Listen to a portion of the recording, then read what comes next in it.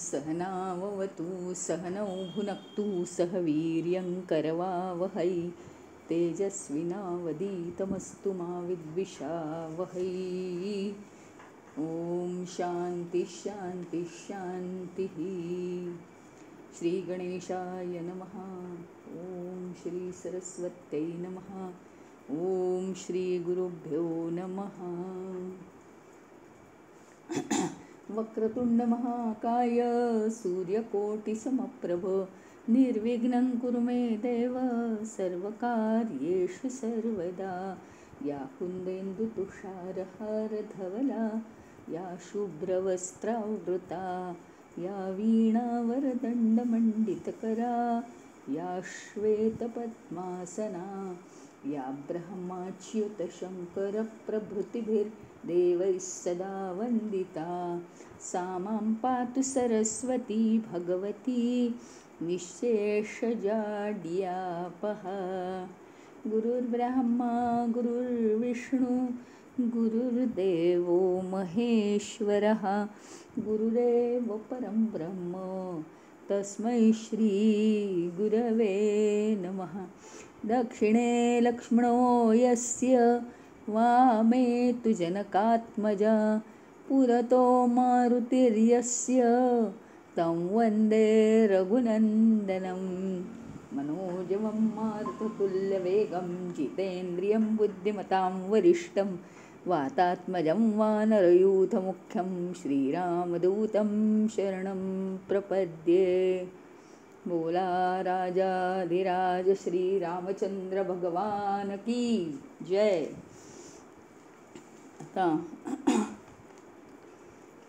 आपण काल बघितलं की आता सगळ्यांचे विवाह झालेले आहेत, चारही मुलांचे, आणि अयोध्येला सगळेजण परतलेले आहेत, मिथिलेहून अयोध्येला आलेले आहेत. आणि आपल्याला माहिती आहे की भरत आणि शत्रुघ्न हे त्यांचा जो मामा आहे सुधाजित याच्याकडे यांनी नेलेलं आहे त्यांना. त्याच्या घरी ते गेलेले आहेत, मामाच्या घरी. तिथे त्यांचं जोरात स्वागत झालं, अतिशय आनंद झाला. फक्त काय होत होतं की त्यांना ना अधूनमधून पित्याची आठवण येत होती, कारण तशी सवयच होती ना एकमेकांच्या सहवासात राहायची. आणि दशरथ सुद्धा अतिशय कनवाळू राजा होता, त्यालाही त्यांची फार आठवण व्हायची अधूनमधून. भरत आणि शत्रुघ्नाविषयी म्हणजे प्रेमळच होता तो. कोणतीही मुलं चारांपैकी त्याला आठवण यायची आणि तो भावविवश व्हायचा की हे दोघं आता कधी येतील. श्रीरामचंद्रांवर तर दशरथ राजाचं अतिशय प्रेम होतं. म्हणजे श्रीरामाचे गुण पाहून तो मन अगदी कृतार्थ व्हायचा. शांतचित्त, सांत्वनपर बोलायचे श्रीराम इतक्या लहानपणी सुद्धा. शस्त्रास्त्रांचा त्यांचा अभ्यास होता. बुद्धिमान, मोठ्या लोकांबद्दल इतका आदर होता. प्रजेवर प्रेम होतं. म्हणजे राजा होण्याच्या आधीच राजेपणाची दृष्टी त्यांना होती. सर्वार्थाने ते अतिशय पवित्र होते, धर्म जाणणारे होते आणि स्थितप्रज्ञ पण होते. स्थितप्रज्ञ होते ते सगळे. म्हणजे राजा होण्यालायक सगळे गुण होते. धनप्राप्ती कशी करून घ्यायची त्याचेही उपाय ते अतिशय उत्तम रीतीने जाणायचे. त्याच्यामुळे श्रीरामचंद्राकडे पाहून तर दशरथाला अतिशय हर्ष उत्पन्न व्हायचा. आणि काय झालं की आता दशरथाच्या मनात वेगळे विचार चालू झाले. आत्तापर्यंत ठीक होतं बाबा, पुत्र प्राप्ती नव्हती, आता सगळं झालेलं आहे मनासारखं, आणि आता वय व्हायला लागलेलं आहे, त्याची चाहूल लागलेली आहे. तर त्यांना इच्छा झाली, इतकी सोन्यासारखी मुलं आहेत आणि श्रीराम तर काय एक रत्नच आहे, तर मी जिवंत आहे तोपर्यंत जर मी श्रीरामाचा राज्याभिषेक माझ्या डोळ्यांनी बघितला तर इतकं मला अगदी कृतकृत्य वाटेल. आणि श्रीराम पृथ्वीचं राज्य करतो आहे हे मी पाहिलं तर मी सुखाने स्वर्गाला जाऊ शकीन. आणि असा विचार दशरथ राजाच्या मनात आल्याबरोबर दशरथाने सगळ्या मंत्र्यांना बोलवलं, सल्लामसलत केली, हा प्रस्ताव मांडला की असं करूयात का. सगळ्यांना खूप आनंद झाला, कारण सगळ्यांना श्रीराम आवडत होता. सगळे सहमत झाले. आणि प्रत्येक जण म्हणजे काय आहे, दशरथ इतका हर्षोत्फुल्ल आहे श्रीरामाला राजा करण्यासाठी. दशरथाच्या मनातलं जाणून सगळेजणच मनापासून श्रीरामाची स्तुती गायला लागले तिथे दरबारामध्ये. इतका अगदी तिथे गोंधळ सुरू झाला की कुणाकुणाला काय काय सांगू असं झालं. आणि त्याच्यामुळे नक्कीच श्रीराम राज्यपदावर बसायला योग्य आहेत. वसिष्ठांना निरोप पाठवला, ते प्रमुख पुरोहित आहेत ना, की आपल्याला असं असं करायचं आहे, चालेल का. वसिष्ठांची सुद्धा संमती मिळाली. ते म्हणाले ह्याच्याशिवाय दुसरं काहीच चालणार नाही, उलट हे अतिशय उत्तम निर्णय. हा चैत्र महिना होता. दशरथ राजांनी विचार केला, चैत्र महिना आला आहे आणि काय झालंय की सगळी वन उपवन फुलली आहेत फळाफुलांनी. धरती माता सगळे खुश आहे, आनंदित आहे. आणि हा वसंत ऋतू सुरू झालेला आहे. आनंदी आनंद सगळीकडे पसरलेला आहे. तर कुठलाही निर्णय आजच्या आज घेतलेला बरा. आजच्या आज मनामध्ये योजना करून राज्याभिषेकाची तयारी सुरू करा. सगळ्यांची मान्यता आहे म्हणून वसिष्ठांनी ताबडतोब आज्ञा दिल्या सगळ्या आपल्या लोकांना. कोणी काय आणायचं, कोणी काय आणायचं, यज्ञाची सामुग्री कशी गोळा करायची, राज्याभिषेकासाठी सामुग्री कशी गोळा करायची, कोणी जल आणायचं, कोणी काय त्याला पूजा बिजा करायला लागतात त्या साधनं आणायची.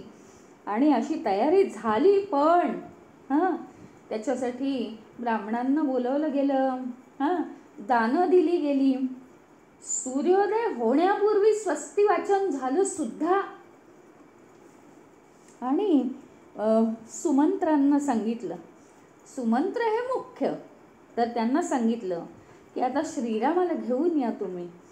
श्रीरामाला ही गोष्ट सांगायची होती दशरथाला, म्हणून ते श्रीराम आले. त्यांना सुमंत्रांनी जाऊन आणलं आणि दशरथाने श्रीरामाला आलिंगन दिलं. सांगितलं या सुवर्णासनावर बस.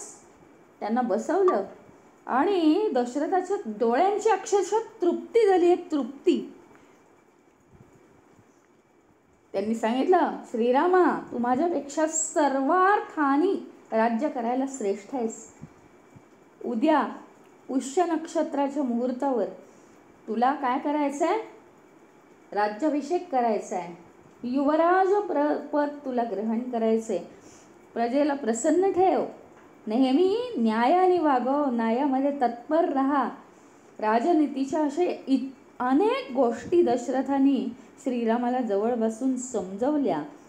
वृद्धपणाने आता मला काय होतंय म्हणे, हे राज्य करणं खूप अशक्य झालेलं आहे. आता तूच हे सगळं सांभाळायचंय. पित्याची आज्ञा श्रीरामाने लगेच शिरसावंदे बांधली. इतका अगदी शब्द पडायचा अवकाश की हो म्हटलं. आणि श्रीराम ताबडतोब कौसल्याच्या महालात गेले. सुमित्रा आणि लक्ष्मण तर तिथेच होते. मातेला नमस्कार केला श्रीरामांनी. आणि ही वार्ता जी आहे पित्याने सांगितलेली ती सांगितली, कौसल्याला सांगितली. तिला आनंदाश्रू आवरेना. आणि तिला सांगितलं की माते आता आवर आणि माझ्याकडून आणि सीतेकडून आवश्यक असलेली, राज्याभिषेकाला आवश्यक असलेली सगळी मंगल कार्य तू करून घे. तुला माहिती आहे सगळ्याची. आम्हाला दोघांना आशीर्वाद दे. तिने आशीर्वाद दिला की हे श्रीरामा तुला राज्यलक्ष्मी नेहमी प्रसन्न राहील. कारण राज्यलक्ष्मी प्रसन्न राहिली तर सगळं होतं. श्रीराम लक्ष्मणाला म्हणाले, काय म्हणाले माहिती आहे, काय राज्य काय माझ्या एकट्याचं समजलास का? तू तर माझा अंतरात्मा आहेस, अंतरात्मा. माझ्याबरोबर तू सुद्धा या राज्याचं पालन करायचं आहेस. या जीवनाची मला अभिलाषा नाही आहे. या जीवनाची अभिलाषा किंवा राज्याची अभिलाषा केवळ मी तुझ्यासाठी बाळगतोय. बाकी मला त्यात काही विशेष इच्छा नाही आहे. श्रीराम, सीता या दोघांनाही वसिष्ठांनी सांगितलं, आदल्या दिवशी तुम्हाला उपास करायचा आहे आणि दुसऱ्या दिवशी पारणं फेडायचं आहे. तर उपास करून व्रत करायचं आहे, पूजा करायची आहे. हां, आणि त्यांना वसिष्ठांनी गावास व्रताची दीक्षा दिली. आदल्या दिवशी उपास केला, दिवसभर गावास व्रत दीक्षा दिली.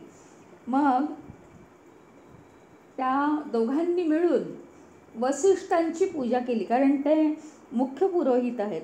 स्वस्ती वाचन केलं, गायन वादन झालं. म्हणजे इतकी अयोध्या नगरी आनंदाने फुलली, कारण सगळ्यांच्या मनात श्रीरामच होते, तेच आपल्याला हवेत असं सगळ्यांच्या मनात होतं राजा म्हणून. कारण दिवसानुदिवस दशरथ हे तर अतिशय प्रिय होते, पण वय हा फॅक्टर आहे की नाही, त्याच्यामुळे दशरथाला झेपणार नाही यासाठी. आणि श्रीराम अतिशय आकर्षक व्यक्तिमत्व, प्रत्येकाच्या मनात कोरणार. नगरी सगळी सजली, म्हणजे अक्षरशः जणू काही स्वतःच्याच घरात काही कार्य आहे असं प्रत्येक जण, सडा संमार्जन, रांगोळ्या काही विचारू नका, प्रत्येकाच्या दारासमोर प्रत्येकाला वाटत होतं की माझ्याच घरात काहीतरी कार्यक्रम आहे. पताका लागल्या, नगारे वाजायला लागले, वाद्य वाजायला लागली. संपूर्ण नगरीतल्या सगळ्या स्त्रिया अलंकृत झाल्या, आनंदोत्सव सुरू झाला. आणि मग गडबड झाली. मंथरा, कैकेयीची दासी, कैकेयीच्या माहेरून आली होती ती आणि कैकेयी बरोबर आलेली होती. तिला कैकेयीशिवाय दुसरं काहीच सुचायचं नाही. तर ती आली आणि काय झालं, ती बेचैन झाली. ती आली आणि ती बेचैन झाली. म्हणाली की काय चाललंय. दुसऱ्या दासीला तिने विचारलं की हे काय चाललंय, कसला उत्सव आहे. तर तिने सांगितलं श्रीरामाचा राज्याभिषेक चालू आहे. तिला मंथरेला अतिशय दुःख झालं. कैकेयीला भडकवायचा प्रयत्न केला. तिने सांगितलं कैकेयीला, राजा तुझ्याशी गोड गोड बोलतो, तुझ्या भाग्याच्या विनाशाला त्यांनी आता सुरुवात केलेली आहे. रामाला युवराज पद मिळणार आहे, उद्या राज्याभिषेक होणार आहे आणि कौसल्या भाग्यवान बनणार आहे, तू तिची दासी होशील. भरताला आजोळी पाठवलंय, भरताला आजोळी पाठवलंय, राजा कपटी आहे, मुद्दाम पाठवलंय त्याला. मंथरेला तिने लगेच दागिना भेट दिला. का माहिती का, कैकेयीनी मंथरेला ही बातमी ऐकून दागिना भेट दिला. कारण ती काय म्हणाली, मी तर फार खुश आहे, मला श्रीराम अतिशय आवडतात. तू काय म्हणतेस, तू चांगली बातमी दिली आहेस, हा दागिना घे. तिने काय करावं, मंथरेने काय करावं.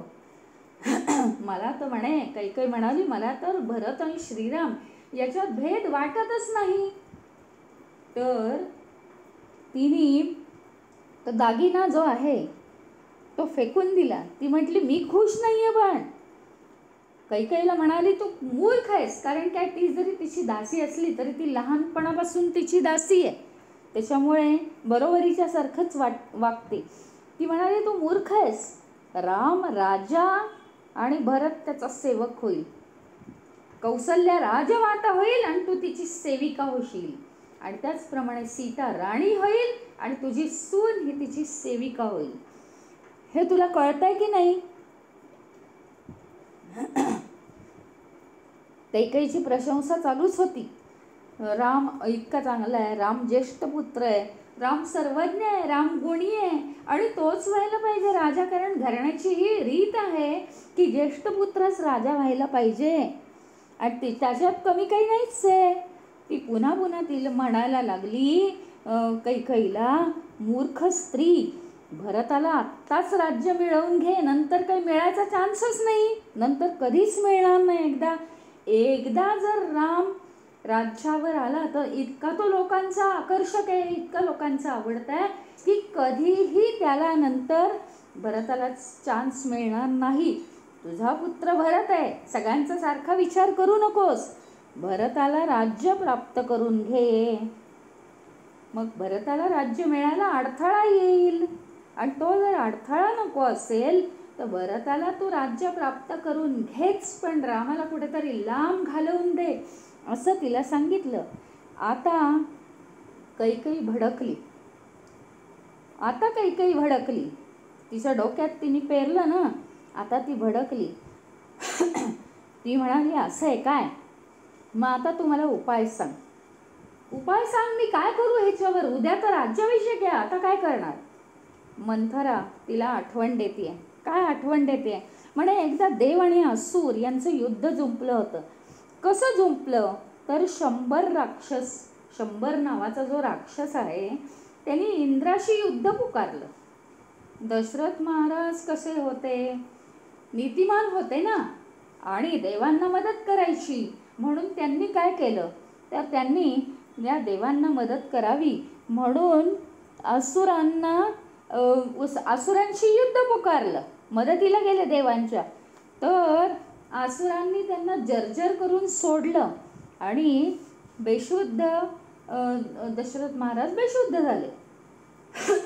तर बेशुद्ध झाले, आता काय करायचं. ऐनवेळी तू तिथे होतीस, त्यावेळी रथावर तू आरूढ झालीस एकदम शूरपणाने, आणि रथ त्या युद्धभूमीतून बाहेर काढला, लांब नेला, दूर नेला, आणि पतीचं रक्षण केलं. राजा शुद्धीवर येईपर्यंत तू तिथे थांबलीस. राजा खूप खुश झाला होता तेव्हा की किती शौर्य आहे तुझ्यात आणि किती तुला म्हणजे प्रसंगावधान आहे. त्यावेळी त्या राजाने खुश होऊन तुला सांगितलं की हे तू मला काय जीवनदान केलेलंस, त्यामुळे आता तू मला 2 वर माग. तेव्हा तू काय म्हणालीस की आत्ता नको आहे मला काही, मला पाहिजे तेव्हा मी मागीन. मग आता ती वेळ आलेली आहे. मंथरा सांगते तिला, आता ती वेळ आलेली आहे. एका वराने भरताला राज्याभिषेक माग आणि दुसऱ्या वराने रामाला 14 वर्ष वनवास माग. तोपर्यंत 14 वर्ष राम जर वनवासाला गेला तर काय होईल, भरत लोकांच्या मनात, प्रजेच्या मनात प्रेम निर्माण करून तिथे तो स्थिर होईल, कारण रामाचे इतके गुण काही भरतामध्ये नाही आहेत. मग तिने सांगितलं की आता तू सरळ कोपभवनात जा आणि तिथं कोप करायला सुरुवात कर, चिडायला सुरुवात कर, मुद्दाम राग आण आणि सगळं नाटक कर, म्हणजे आत्ताच्या आत्ता भरताला राज्य प्राप्त करून घेशील तू.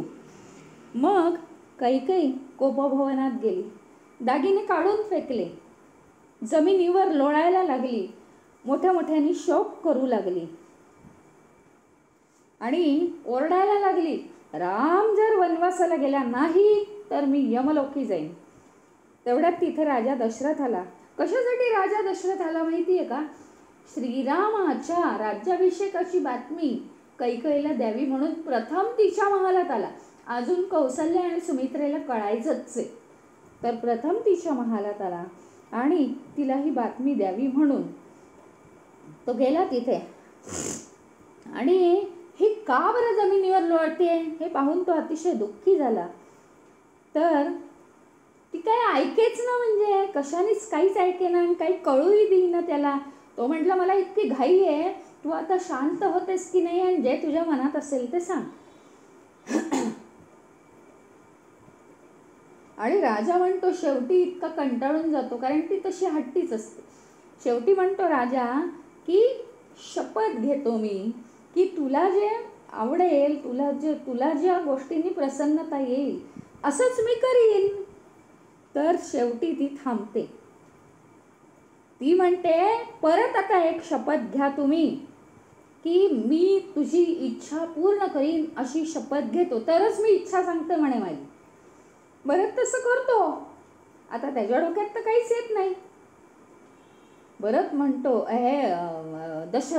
दशरथ म्हणतो की राम मला अतिशय प्रिय आहे, रामाची शपथ घेतो, तू जे म्हणशील ते करतो. त्याला वाटलं काय हे मागेल ते मागेल. तर ती काय करते, सगळी आठवण देते राजाला. संग्राम झाला होता, असं झालं होतं आणि तेव्हा वर मागितले होते. तर ते वर आता तुम्ही मला द्या. आता तुम्ही शपथ घेतली रामाची, नाही तर मी प्राणत्याग करेन. ते पण ती डायरेक्ट सांगत नाही. मग राजा शेवटी तयार होतो. तर ती म्हणते एका वराने भरताला राज्याभिषेक करा आणि दुसऱ्या वराने रामाला वनवासात पाठवा. मग दशरथ शेवटी मूर्छित पडतो. आणि एवढे रामाचे गुण सर्वांना एवढा प्रिय आहे, सत्य, तप, त्याग, पवित्रता, इतके गुण. काय चूक आहे या रामाची? तुला मी शब्द देऊन बसलो, मला वाटलं नाही तू एवढी दुष्ट असशील आणि मी जिवंतच राहू शकणार नाही आहे रामाला वनवासात पाठवून. असं आता दशरथ बोलू लागलाय. वर दिले पूर्ण करा असं म्हणते ती कैकेयी. आणि अधर्म करून राज्याभिषेक करता की काय रामाला? सगळीकडे मी डंका पिटीन की तुम्ही अधर्म केलेला दिलेला शब्द राजा पाळत नाही म्हणजे काय? तुम्ही फक्त काय आहे ते बोलाच आणि याला नकार दिला आणि राम जर वनवासात गेला नाही तर मी विष पिईन, सगळ्या घराण्याची वाट लागेल. दशरथ महाराज म्हणतात, मी तुझा आणि भरताचा या क्षणी त्याग केलाय असं समज. आता मला इच्छाच नाही राहिली तुमची, कोणी नाहीत तुम्ही माझे. मग आता खूप वेळ झाला आहे, काय येत नाही आहेत पुढे आणि सगळी तयारी झालेली आहे, खूप काही गोष्टी बोलायच्या आहेत आणि राज्याभिषेकाचा दिवस आहे तो. सगळं ठरलेलं आहे. याला दशरथाला सुद्धा लाज वाटायची वेळ आली आता. तर झालं काय माहिती का, तिथे महर्षी वसिष्ठ आले की हे बाहेर का नाही पडत आहेत अजून, अनेक गोष्टी राजाशी बोलायच्या आहेत. सगळ्या तयारीनिशी ते आले. शेवटी त्यांना समजलं की दशरथ महाराज नेहमी त्यांची लाडकी कैकेयी आहे म्हणून तिच्या महालात असतात. तिच्या अंतपुरात ते आले. आल्यावर जरा गोंधळ दिसला म्हणून वसिष्ठ ऋषींनी सुमंत्राला पुढे केलं. सुमंत्राला सांगितलं, जरा दशरथाला सांग की तयारी पूर्ण झालेली आहे, गंगाजल आणलेलं आहे आणि म्हणजे रामालाही बोलावणं कर, आपण सगळी तयारी झाली आहे, दशरथाशी थोडंसं बोलूया. मग दशरथाने आत येऊन सुमंत्राला सांगितलं, जे काही चाललं असेल ते चाललं असेल, पण तिथे आता वेळ होऊन गेलेली आहे ना. तर सुमंत्राला सांगितलं की आता दशरथ सुमंत्राला सांगतोय की रामाला बोलवून आण. तिथं गोंधळ वेगळाच चालला आतमध्ये. रामाला बोलावलं. श्रीराम आले. काय केलं, पहिल्यांदा पिताश्रींना नमस्कार केला, माता कैकेयीला नमस्कार केला. माते तुला नमस्कार करतो नम्रपणे अतिशय. आणि पिताश्रींचा चेहरा अतिशय दुःखात दिसला. त्यांच्या डोळ्यात अश्रू दिसले. आणि मग दोघांनाही नमस्कार करून दशरथ आर्त स्वरामध्ये काय म्हणाले, फक्त राम राम एवढंच त्यांच्या तोंडून शब्द निघेना, डोळे भरून आले. आणि करुण स्वर ऐकला मात्र रामांनी आणि विचारलं, काय झालं काय झालं? ते काही बोले ना. त्यांनी माता कैकेयीला विचारलं, माते पिताश्रींना काय झालंय, दुःखी का आहेत ते? तिने सरळ सांगितलं, माते माझं काही चुकलंय का? हे बघ श्रीरामा, माझे दिलेले वर ते पूर्ण करत नाहीयेत. तू ऐकणार असशील तर तुला सांगते, पित्याच्या आज्ञेचं उल्लंघन करणार नसशील तर सांगते. राम म्हणतो, पित्याच्या आज्ञेचं उल्लंघन मी कधीच करणार नाही. मग ती रामाला ते 2 वर सांगते की दशरथाला राज्याभिषेक आणि तुला वनवास व्हावा हे वर मी त्यांना मागते आहे आणि त्यांनी आधी शपथ घेतली आहे मी तुला वर देतो, त्यामुळे त्यांची ही आज्ञा आहे तुला. तर तुझा वियोग होणार म्हणून ते दुःखी आहेत, बाकी काही असं कारण नाही आहे फारसं. तिला माहिती आहे श्रीराम इतका गुणी आहे की तो समजावेल वडिलांना. श्रीराम म्हणाले, माते ठीक आहे, तू म्हणशील तसंच होईल. महाराजांच्या आज्ञेचं पालन माझ्याकडून होणारच. भरताला आणायला दूध जातील ताबडतोब. अच्छाच, भरत मामाकडे गेलेला आहे, त्याला बोलवायला मी दूध पाठवतो आणि त्वरित स्वतः मी दंडकारण्यात निघून जातो. तुला जसं पाहिजे तसं होईल. कैकेयी खुश झाली आणि ती खुश झाली, मात्र मोठी किंकाळी फोडली दशरथानी आणि जमिनीवर कोसळला. मग काय झालं? माता कौसल्याची भेट घ्यायला, कारण हा झालेला प्रकार, कुठलीही बातमी असेल तर श्रीराम प्रथम वडील आणि नंतर कौसल्या ह्यांच्याकडे जातोय. त्याचं ते हेच आहे, कर्तव्य आहे की आईला समजलं पाहिजे. आणि म्हणून कौसल्याकडे गेलेले आहेत ते. कौसल्या आता राज्याभिषेक होणार म्हणून व्रत करून पूजा पाठ करत रात्रभर एक मिनिटही झोपलेली नाही आहे. एवढा मोठा जबाबदारी आता माझ्या मुलावर आहे, त्याला कोणताही कलंक लागायला नको आणि त्यांनी अतिशय उत्तम रीतीने राज्यकारभार करावा. खुशी पण आहे, जबाबदारी पण आहे आणि मोठं टेन्शन पण आहे. रात्रभर जागली, रामासाठी प्रार्थना करते आहे, व्रत केलेलं आहे, पूजा चालू आहे. आणि रामाने तिथे आला तो राम आईच्या पायावर डोकं ठेवलं. ती तिच्याच विचारात आहे आणि सांगते की तिने त्याला अतिशय प्रेमाने जवळ घेतलं, अतिशय खुश होती. आणि तिने सांगितलं की रामा असं कर, राज्य मोठ्या आनंदाने कर, न्यायाने वाग वगैरे सांगत होते. ती तिच्या कामात राहून तिचं काहीच लक्ष नव्हतं. रामाने तिला सांगितलं, माते एक मिनिट थांब, तू आता माझं बोलणं ऐक. माते दुःखी होऊ नकोस, मी राजभोग्य वस्तूंचा आता त्याग केलेला आहे. मला वनात जायचंय, 14 वर्ष वनात जायचं आहे. दशरथाला राज्याभिषेक करायचा आहे. कौसल्या जमिनीवर कोसळली. श्रीरामांनी तिला उठवलं आणि या कशातच श्रीराम स्वतः भावविवश झालेले नाही आहेत, फक्त कर्तव्य भावना. आणि तरीसुद्धा ते कौसल्याला समजावत आहेत बरं का. इतर सगळ्या राण्या दास दासी इथे आहेत, सगळे नगरवासी आहेत, शोकाकुल झाले. हे काय आत्ता राज्याभिषेक आणि आत्ता वनात? श्रीरामांनी सांगितलं कौसल्याला, ही वडिलांची आज्ञा आहे आणि आता मी वनामध्ये जायला निघणार आहे. सगळीकडे रडारड सुरू झाली नगरामध्ये आणि दुःखाची छटा पसरली, राण्यांचा विलाप. बापरे, एकटी कैकेयी फक्त त्यावेळी आनंदात होती, बाकी सगळीकडे रडारड सुरू झाली. आणि लक्ष्मणाचा संताप अतिशय अनावर झाला. लक्ष्मण रागीतच होता, तसा अतिशय संतापी होता. लक्ष्मण म्हणतोय, श्रीरामाला, पिताश्रींचा हा निर्णय अतिशय चूक आहे. तुम्ही वनवासात जाऊच नका अजिबात, ही आज्ञा पाळण्यासारखी नाहीये. सरळ इथे राज्य करा. माता कौसल्या म्हणाली, तू जर गेलास ना तर मी प्राणत्याग करीन. सगळे भावविवश झाले होते. राम सांगतो सगळ्यांना धर्माने वागा आणि मलाही धर्माने वागू द्या.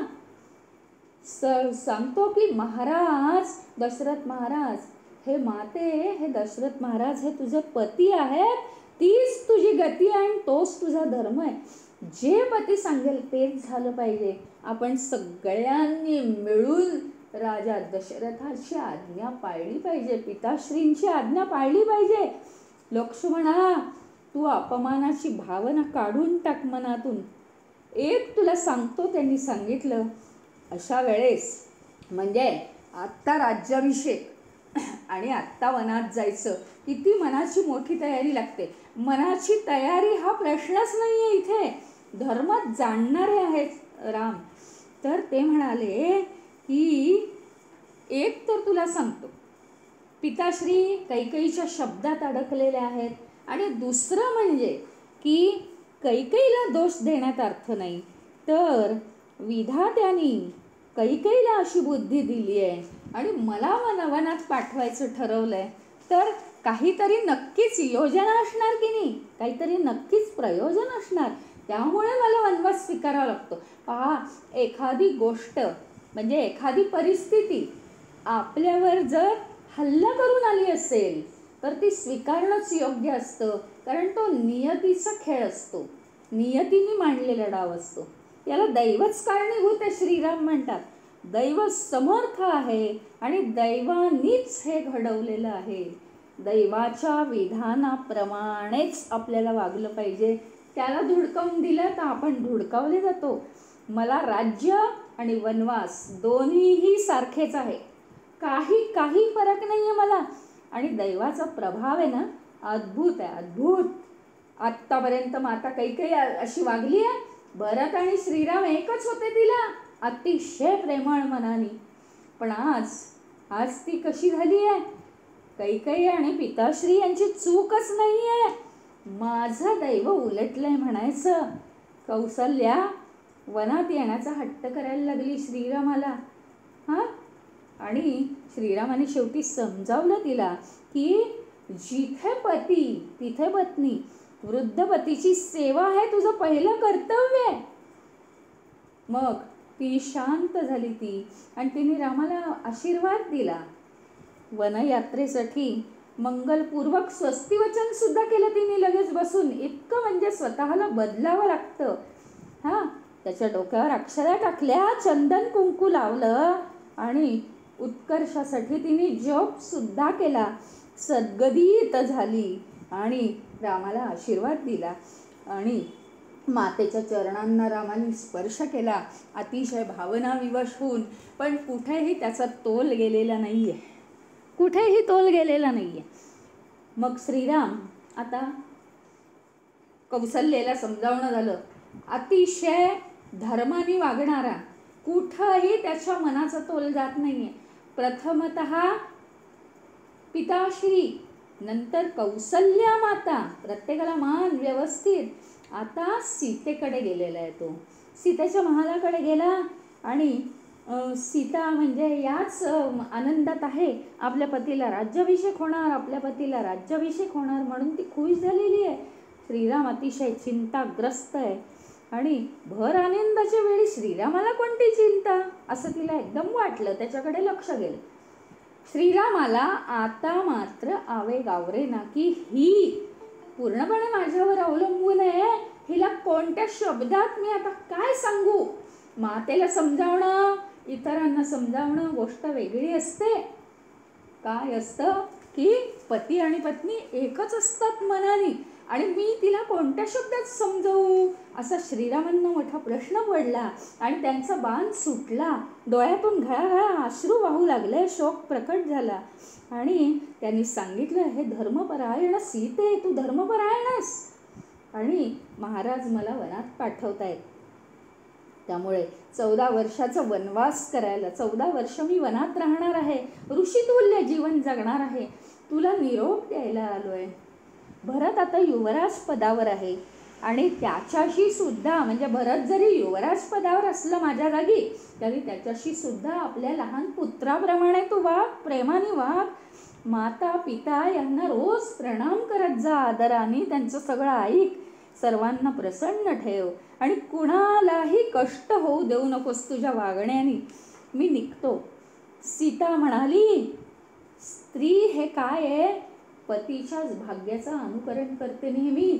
स्त्री पतीच्याच पावलावर पाऊल ठेवते. मग तो पती कुठेही जाऊ दे, काहीही करू दे, कितीही त्याचा मार्ग काट्याकुट्यांचा असू दे, काहीही असू दे, ती त्याच्या मागोमाग जाणारच. आणि हेच तिचं विश्व असतं, हेच तिचं भाग्य असतं. विश्व, संपूर्ण विश्व जे आहे ते मला कह पदार्थ आहे, त्याची मला काही किंमत नाही आहे. मी पतिव्रता आहे. धर्म, सर्वश्रेष्ठ धर्म कोणता आहे माहिती आहे? पतीच्या मागे जाणं. वनातलं जीवन आपल्याबरोबरच सुखदायी वाटेल मला. मला तुमचा वियोग हाच मुळी मृत्यू आहे माझा. मला दुसरं काहीही नको. वनात बाकीचं काही असलं तर केवळ तुमच्याबरोबर मी आहे, हे माझं सुख आहे.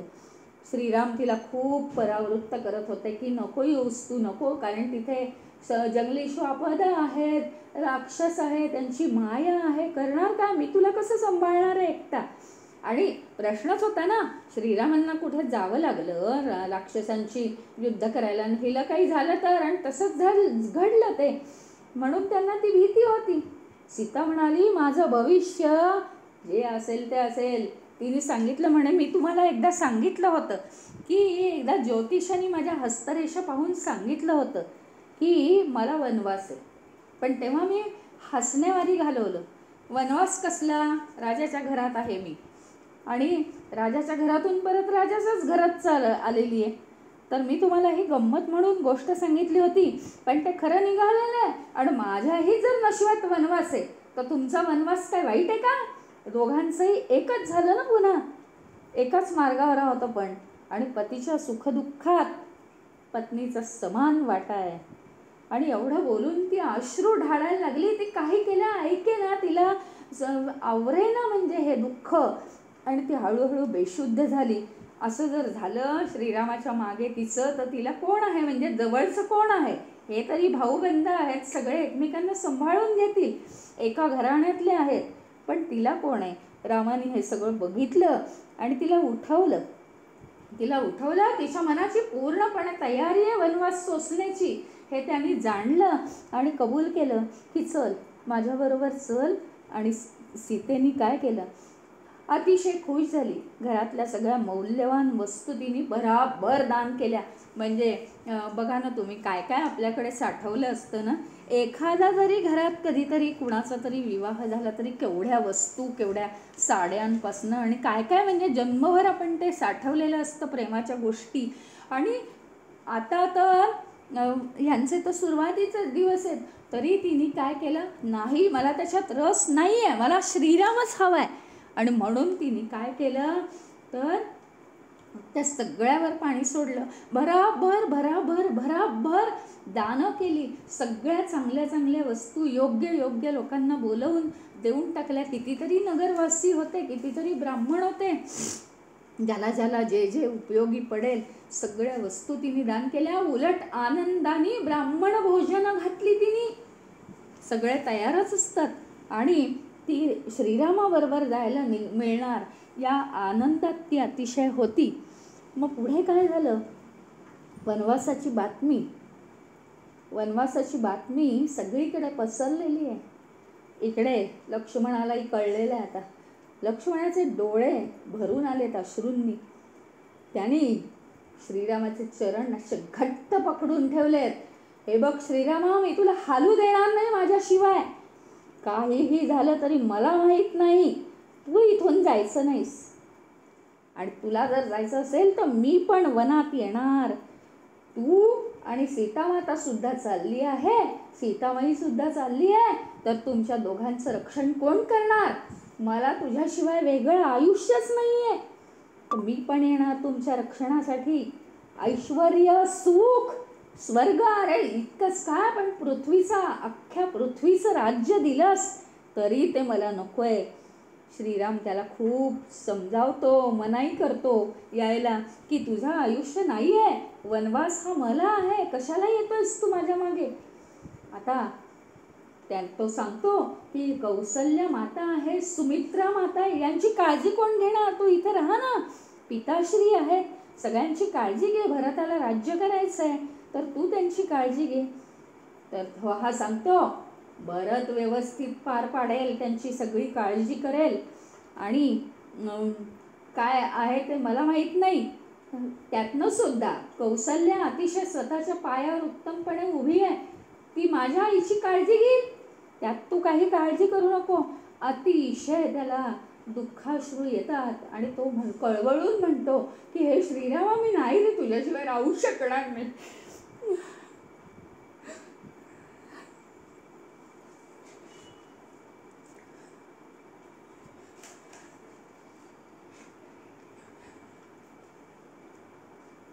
श्रीराम म्हणतो की तू तर माझा अंतरात्मा आहेस, मोठ्यांची आज्ञा घेऊन ये. मोठ्यांना मान्य असेल तर तू माझ्याबरोबर ये, माझी काहीच हरकत नाही. आणि त्याच्याबरोबर तो सांगतो, येताना ही आपल्याला विवाहाच्या वेळी जनकराजांनी दिलेली जी दिव्यास्त्र आहे, आपल्याला आता वनवासाला जायचं आहे, आपलं रक्षण करायचं आहे, त्याच्यामुळे ती दिव्यास्त्र बरोबर घेऊन ये तू. आणि सुवर्णभूषित खड्ग आहे बघ, त्याच्यात दिव्य धनुष्य आहे, ते सगळं तू बरोबर घेऊन ये. अक्षय बाणांनी भरलेले भाते आहेत, ते आपल्याला लागतील. आणि ते बाणांचे भाते कसे आहेत माहिती का? ते बाण जातात, श्रीरामाने जो बाण मारलाय तो परत येतो भातात. आता हे सगळं झालं. लक्ष्मण आणि सीता हे श्रीरामाबरोबर जाण्याचं ठरलं आणि त्यांना अतिशय आनंद झालाय दोघांना. बाकी वनात काय हाल आहेत वगैरे त्यांना काही काळजी नाही. बरं, श्रीरामाबरोबर जायला मिळणार आहे. ह्याच्यावरून एक गोष्ट लक्षात येते की कितीही कठीण काळ असला तरी तो कठीण काळ नेहमी आपल्या ईश्वराबरोबर असतो. आणि जो आनंदाचा काळ असतो तो ईश्वराला दूर करून असतो, हे लक्षात येतं आपल्या. आता काय झालं, जायची तयारी सुरू झाली. ब्राह्मणांचा सत्कार केला. वसिष्ठ पुत्र जो आहे सुयज्ञ आणि त्याची पत्नी, यांना सुद्धा श्रीरामाने अलंकार, रत्न, धन सगळं दान केलं. आणि त्यांना सगळ्या ब्राह्मणांनी मिळून यांना तुम्ही यशस्वी व्हा, तुम्हाला अतिशय बल प्राप्त हो, असे आशीर्वाद दिले. राम, लक्ष्मण आणि सीता निघाले. निघण्यापूर्वी परत एकदा पित्याचं दर्शन घेतलं, त्यांच्या चरणावर मस्तक ठेवलं. रस्त्यात सगळे लोक शोकाकुल होऊन रडत होते ते इकडे तिकडे जात असताना. आणि शेवटी ते दशरथाकडे आले. त्यांना बघून दशरथ मूर्छित पडला. आता हे परत जात आहेत कायमचे. मग त्यांना त्या श्रीराम आणि लक्ष्मणाने दशरथाला पलंगावर ठेवलं, समजावलं की असं करू नका, तुम्ही एकदम भावना विवश होऊ नका, शुद्धीवर या. आता वनात निघण्याची जर आज्ञा आम्हाला दिली आहे तर आम्ही निघालो आहे, तुमची आज्ञा पाळतोय. आता आम्ही अगदी निघालो आहोत, आम्हाला कृपा करून आज्ञा द्यावी, शोक करू नये. कारण निघताना शोक केला तर तो लागतो प्रवासाला, म्हणून शोक करू नका. दशरथ म्हणाले, राजा रामा, तू एक काम कर, मी अतिशय चुकीचं काम केलं, तू मला तुरुंगात टाक आणि तू स्वतः राज्यावर बस, म्हणजे झालं. श्रीराम म्हणाले, तुम्ही पृथ्वीचे अधिपती आहात, तुमचा अनुभव आहे, तुम्ही माझ्यापेक्षा जास्त माननीय आहात या पदासाठी. हजारो वर्ष राज्य केलं आणि हजारो वर्ष राज्य कराल तुम्ही यशस्वीपणे. मला राज्याची अजिबात इच्छा नाही. 14 वर्ष मला वनात राहायचं आहे आणि आपली प्रतिज्ञा मला पूर्ण करायची आहे आणि मग मी परत येईन आपल्या चरणांपाशी. असं म्हटल्यावर दशरथ भानावर आला आणि सांगितलं की पिताश्री, आता तुम्ही अजिबात भावनेत जाऊ नका, आनंदाने आम्हाला जायची आज्ञा द्या. निर्भय झाला दशरथ एकदम आणि विघ्न बाधा रहित अशी त्यांना आज्ञा दिली. त्यांनी पुन्हा एकदा सांगितलं, माझी पत्नी जी कैकेयी आहे ती अग्नीसारखी अगदी तळपणारी, आणि तिने माझा हा जो विचार होता राज्याभिषेकाचा तिने तो विचलित केला. सगळ्या राण्या पुन्हा एकदा रडायला लागल्या. ती कैकेयी सोडून बाकीच्या सगळ्या रडत होत्या. रामाने सांगितलं, पिताश्री तुम्ही दुःख करण्यासारखं काही नाही, कारण हे सगळं मी करतोय, जे करायचंय ते. आणि राज्याभिषेक तुम्ही सांगितला मी करणार होतो, करून घेणार होतो. तुम्ही वनात जायला सांगितलं, मी तेही करायला तयार आहे. म्हणजे मला राज्याभिषेक आणि वनात जाणं ही दोन्ही कर्तव्य आहे, त्याच्या पलीकडे मला काही नाही आहे. मला काही त्याची आवड आहे आणि त्या करायलाच पाहिजे असं काही नाही आहे, आणि ते माझ्या मनाविरुद्ध होत आहे तसंही काही नाही आहे. सगळी कोणतंही असो ते कर्तव्यच आहे. तर तुम्ही आता आज्ञा द्या. राजाने आज्ञा दिली. सुमंत्राला सांगितलं, रथ जोड. आणि सुमंत्राला आता मात्र राहावलंच नाही. म्हणजे सुमंत्र हा कित्येक वर्ष त्यांच्या घराण्यातला आहे ना, त्या सुमंत्राला आता मात्र राहावलं नाही. आणि तो काय म्हणाला माहिती आहे, तुझ्या वागण्यानी, कैकेयीला म्हणतोय, तुझ्या वागण्यानी महाराजांचं मन पोळलेलं आहे. लक्षात ठेव, पतीला इतकं तू रडायला लावलंस. पत्नी नेहमी पतीच्या सुखाचा विचार करत असते. पतीची हत्या करणारी पत्नी असते का कधी? कुलाची घातिनी आहेस तू. आणि स्त्रीसाठी नेहमी करोडो पुत्र असण्यापेक्षा काय पतीचं महत्व आहे. राज्य मिळवून काय करणार तू? आश्चर्य हे आहे की एवढे इथे महर्षी जमलेले आहेत, पण एकाच्याही मनातून तुला शाप देऊन तुझं भस्म का होत नाहीये? मला तर हेच वाटतंय. श्रीराम सर्वश्रेष्ठ आहेत आणि त्यांना तू वनात जायला लावतेस. पापिणी आहेस, पापिणी. अजूनही सुद्धा विचार कर, मागे फिर. सुमंत्र सांगतायत तिला, श्रीरामाला राज्याभिषेक होऊ दे, ते सगळ्यात श्रेष्ठ आहे. श्रीराम पित्याला सोडून वनात जाणार, हा, आणि तो जर गेला, श्रीराम वनात जाणार, दशरथाचा मृत्यू होणार त्याच्या वियोगाने, मग जगात तुझं काही राहिलंय का? युगानुयुग तुझी निंदा होत राहील. मी आज लिहून देतो. सुमंत्र म्हणाले, काहीही कैकेयीवर परिणाम झाला नाही. तिथे एक सिद्धार्थ नावाचे वयोवृद्ध मंत्री पण होते. ते म्हणाले, हे देवी कैकेयी, श्रीरामासारखा गुणी जो पुत्र आहे त्याला असं नको होतंस तू वनात पाठवायला. आता काय म्हणणार परपुरुष, काय म्हणणार जास्तीत जास्त? त्याला तू घालवून देणं काही योग्य नाही आहे, धर्माविरुद्ध आहे, हे सगळ्या कुळाचा नाश करेल. मागे हट तू जराशी आणि तुझा निर्णय मागे घे. ती काही मागे हटे ना. दशरथ रामाबरोबर निघाला. दशरथ म्हणतोय काकुळतीला येऊन, रामा आम्ही तुझ्याबरोबर वनवासात येतो, वनात येतो आणि तिथेच राहतो. रामाने समजावलं, तुम्ही वृद्ध आहात पिताश्री, तुम्हाला तिथलं काहीच सहन होणार नाही. ऊन वारा पाऊस, हे सगळी श्वापद. नंतर सांगितलं की मला आता वल्कल आणून द्या. राजवस्त्रांचा मी त्याग करायचं ठरवलंय. त्यांना काय बोलायच्या, कैकेयींनी वस्त्र आणून हजर. वल्कला आणूनच ठेवली होती, ती दिली. श्रीराम लक्ष्मण सगळ्यांना वल्कल दिली, सीतेला सुद्धा दिली. सीतेच्या हातात वल्कल पाहिली मात्र, आणि सगळ्या राण्या शोकाकुल झालेल्या आहेत. वसिष्ठ अतिशय दुःखी झाले. कैकेयीला काय झालं? कैकेयीला म्हणाले, वसिष्ठ ऋषी बोलतायत आता कैकेयीला, कधी न बोलणारे, की तू राजाचा घात केलास. फक्त रामाला वनवास आहे, आता तू सीतेला पण देतेस की काय हे वल्कल? सीतेला वनवास नाही, वल्कल काढून घेती. सीता ही अशीच जाईल, वस्त्रालंकारांनी विभूषित होऊन सीता श्रीरामाबरोबर जाणार. वसिष्ठांच्या या निर्णयामुळे सीता पुन्हा अलंकृत झाली. हा स्त्रीचा अपमान जर तू केला असता, तुझा राहील का मान या जगामध्ये? तू एक स्वतः स्त्री आहेस. वसिष्ठांनी तिला खूप बोलून काढलं आणि शेवटी हे सगळेजण वनात जायला निघालेले आहेत. जाताना श्रीराम सांगतायत बरं का, जाताना श्रीराम म्हणतायत की पिताश्री, ही माझी माता आहे ना कौसल्या, ही आता वृद्ध झालेली आहे. ती अतिशय उदार आहे, अतिशय प्रेमळ आहे. तिला पुत्रवियोग होतोय, ती पुत्रवियोगाने दुःखी झाली आहे.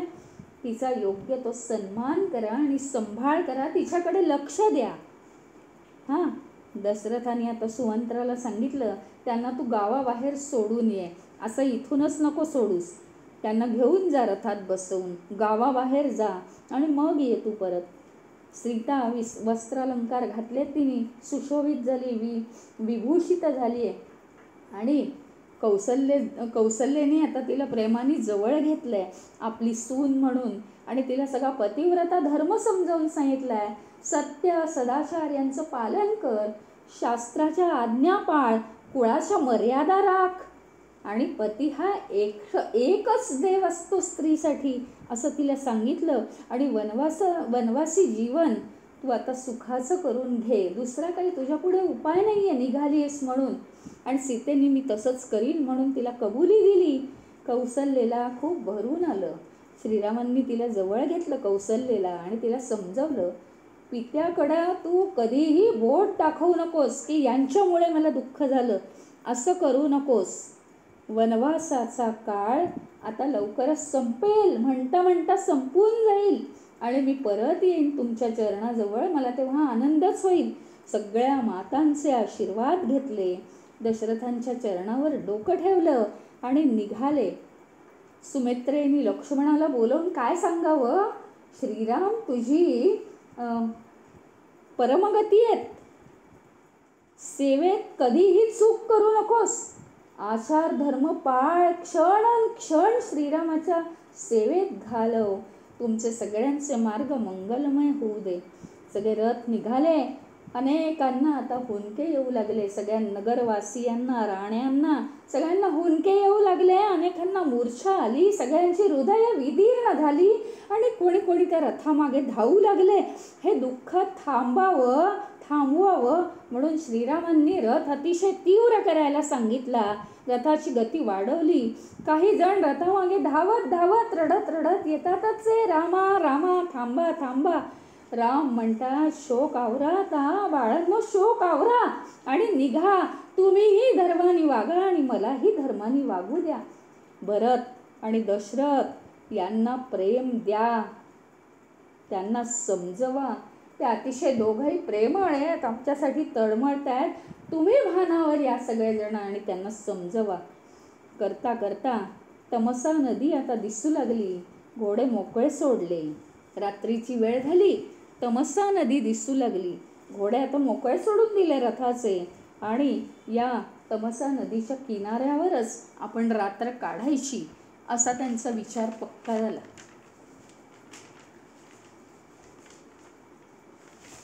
आता ते तमसा नदीवर आलेले आहेत. तर ते आता जरा हे करतायत. तमसा नदीवर ते आता झोपलेले आहेत. तर त्यांची झोप मोडू नाही म्हणून आपण आता एक भजन कोणी म्हणणार असेल तर म्हणूया. भजन कोणाला म्हणायचं आहे?